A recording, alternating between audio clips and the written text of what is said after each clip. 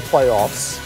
Zion Williamson was 4, and that was 14 years ago. Long time ago. You know, it's one thing to lose important games down the stretch late in the season. It's another thing to do it the way LeBron James and the Los Angeles Lakers have been doing it. Let's just say it was not a good weekend for the purple and gold. Their downward spiral continued Friday night against the Bucks, who still have the best record in the league. But LA was outscored 15-2 in the final 3 minutes, and the game ended with LeBron leaving the floor before time ran out. What? Okay, next night they went from facing the team with the best record in the league, to the worst. Similar results, though. They fell to the Suns, trailing by as many as 19 points. Watch this in the third quarter. LeBron lazy, inbounding off the backboard. That's a turnover. That's not good. And then if they're going to rebound this week, it will not be easy. They have 3 games, all against current playoff teams. Tonight, they host the Clippers, then the Nuggets on Wednesday, and the Celtics Saturday night on ABC. That face says it all there. No rest for the weary. Here's LeBron today. I don't believe that we're flawed. I believe we're a little bit inexperienced. I believe we have some things that we can always get better at. I think we're a young team, and we all knew that coming into the season. And we're putting together a team, to be together for the first year and trying to figure things out on the fly. I don't want to say that there's a problem with this team. And when you're not winning ball games, you can always say, well, there's a problem. I don't believe in that. I believe there's things that we can do much better and be more consistent. But we still, have an opportunity to be great today. And we should take advantage of that, or at least try to. If the Lakers are going to make the postseason, they're going to have to do what's rarely been done before. Here's the thing. They're 4.5 games out of a playoff spot with just 19 games left to play. Only 3 teams have made the playoffs facing this large of a deficit this late in the season. The 97 Washington Bullets, the 02 Raptors, and the 05 New Jersey Nets. And none of them went on to win a playoff series. Stephen A. Smith will be in Los Angeles all week as the Lakers start a 3-game stretch that really could decide their season. And Stephen A. LeBron has got to lead the way if they're going to defy the odds and somehow make the playoffs. We just saw him leaving the court early against Milwaukee. So let's start with him. What do you need to see from him over these final 19 games? Better leadership. Not stop pointing the finger at other people for mistakes that you make. LeBron James is arguably the greatest player in the world. We all know that. But the flip side is that he hasn't been himself defensively.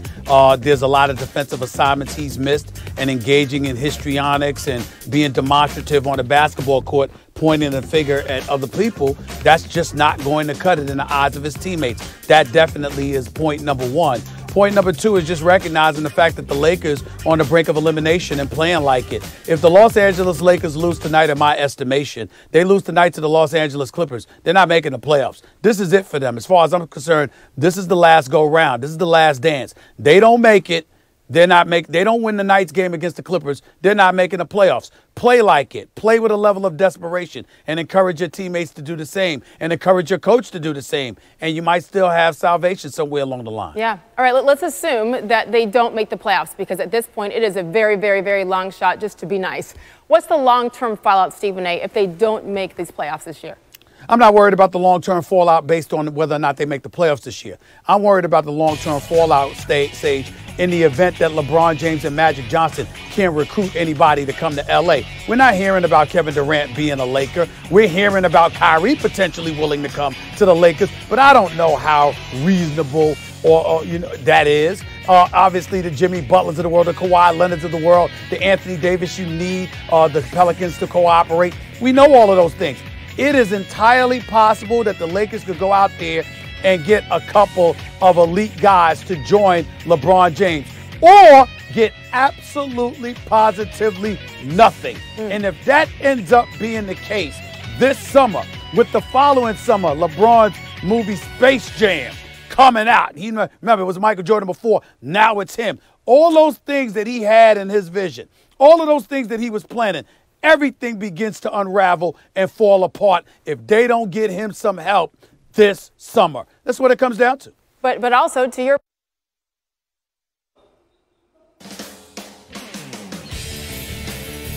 Sage Steele, Stephen A. Smith in that conversation. We will go now to the NFL. I'd love to lead a team. Nick Foles said that at the end of the 2018 season. And all signs point to the Jaguars as that team in 2019. First reported by Philly.com and confirmed by ESPN, the 30-year-old free agent expected to sign with Jacksonville once the new league year opens on March 13th. Jaguars reporter Mike DiRocco on why the Jaguars want the MVP of Super Bowl 52 and will end the Blake Bortles experiment.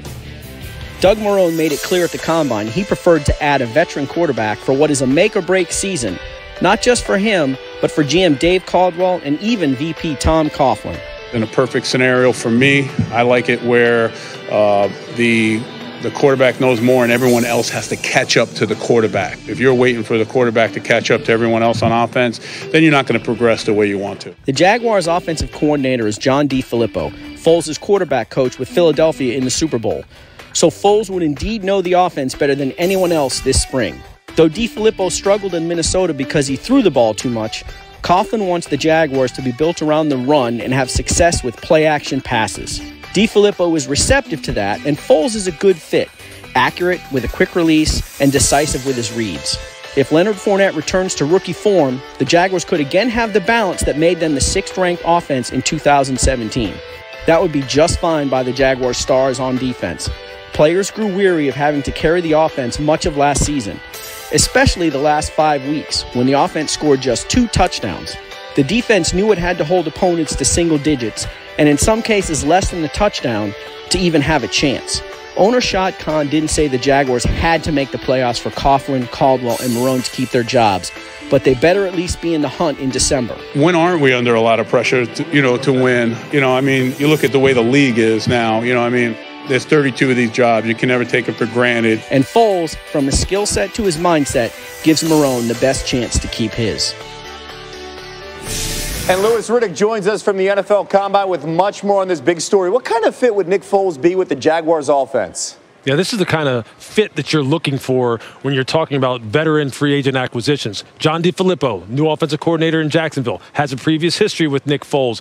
This is what sets you up for success because he understands what Nick needs. Nick understands the kind of plays and the kind of rhythm that John DeFilippo has as far as being a play caller or just being a quarterback tutorer, and it just matches up. You have the makings here of a very, very smart transaction at the most important position on the football team, the kind that truly can take you from being not only an AFC title contender, but a Super Bowl contender if everything plays out the way it should. And Foles has shown us he has that playoff experience the last 2 years. Now, the Combine wraps up today in Indy. From what you've seen and what you've heard about Kyler Murray, what do you think the Cardinals will do with that first overall pick, Louis? Yeah, you know what? The opinions on that really kind of vary from day to day, hour to hour, minute to minute. Just from a pure fit perspective. Not necessarily just throwing the football, but because of how Kyler can make off-schedule plays and make that offense more dynamic, which is what it needs. He fits into not only what this offense needs, but what this organization needs, which is an infusion of electricity and excitement for that fan base. So I could totally see it happening. We'll just have to see on opening night, of the draft in Nashville. That's what's going to make this so exciting because there is, without a doubt, an argument to be made for him to be selected there, number 1 overall to Arizona. And there's also, from a pure football sense perspective, I could see why they may trade out of there and get some extra picks. So tune in, man. This is going to be fun. Yeah, and they need a ton of help, like you said. April 25th. Cannot wait to watch the draft on ESPN, ABC. Louis, thank you so much. Later on this hour, Todd McShay is going to join us to give us his top 3 winners not named Kyler Murray at the Combine. SportsCenter on the road is presented by Rocket Mortgage by Quicken Loans. Deadline to place franchise tags on players looming. 4 p.m. Eastern Time. The Dallas Cowboys have decided to franchise defensive end Jamarcus Lawrence for the 2nd straight year. Not a huge surprise to most. It's a 1-year salary for $20.5 million while the two sides keep working on a long-term deal. That is their offer. We'll see what happens. Also, as expected, the Texans placed the franchise tag on pass rusher Jadeveon Clowney. They said their goal remains to get a long-term deal with the 2014 number 1 overall pick, who would have been eligible for unrestricted free agency for the first time.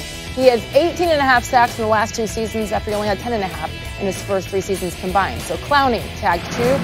And from Texas to Washington, the Seahawks have designated defensive end Frank Clark. This according to our Dan Graziano. That tag will be worth at least $17 million, a huge salary jump for the 2015 second-round pick who made $944,000 last season. So 3 big-name defensive ends franchised today. Still to come in this hour on SportsCenter. New details surrounding Zion Williamson's recovery from a knee injury. Coach K updates his status to possibly play Tuesday night. Plus, Todd McShay lists his biggest winners from the NFL Combine now that the top scouting event is over. And a fresh